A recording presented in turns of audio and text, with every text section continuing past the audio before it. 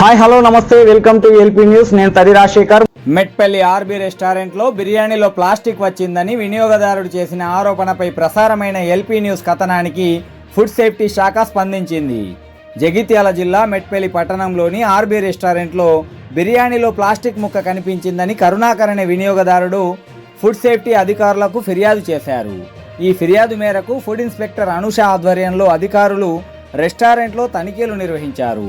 తనిఖీల సమయంలో కిచెన్ పరిసరాల్లో పరిశుభ్రత లోపించినట్లు గుర్తించిన అధికారులు ఫుడ్ సేఫ్టీ అండ్ స్టాండర్డ్స్ చట్టంలోని సెక్షన్ 54 కింద కేసు నమోదు చేసినట్లు వెల్లడించారు.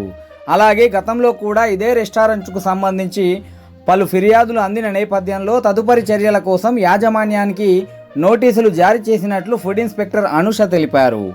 ఆహార విక్రయ కేంద్రాలు పరిశుభ్రత నాణ్యత ప్రమాణాలను తప్పనిసరిగా పాటించాలని, నిబంధనలు ఉల్లంఘిస్తే చట్టపరమైన చర్యలు తప్పవని అధికారులు హెచ్చరించారు.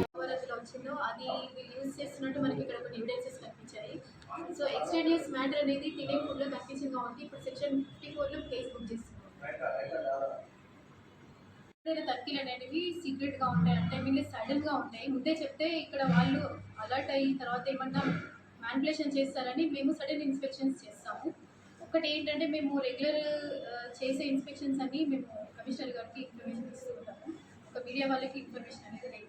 ఓకే, మాకు లేకుండా వినియోగదారులు ఫోన్ చేసిన లిఫ్ట్ చేస్తలేరు ఆరోపణ ఏం లేదు. నాకు మీరు యూజువల్లీ మనకు వర్కింగ్ డేస్లో వర్కింగ్ టైంలో కాల్ చేయండి, స్పందిస్తాము.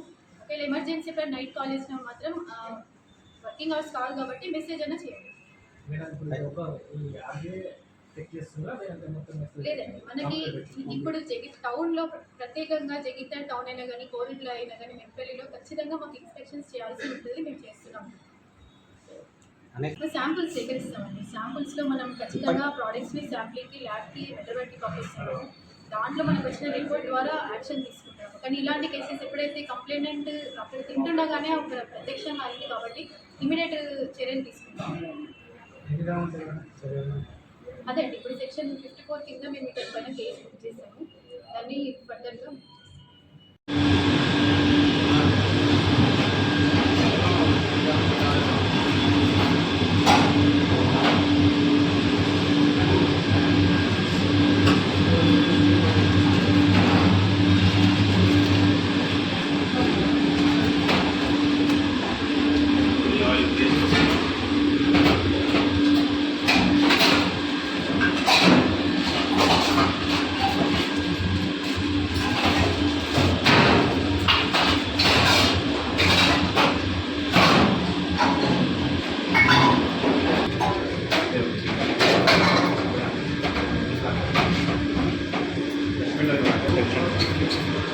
ఇంకా పెద్ద ఉంది కదా.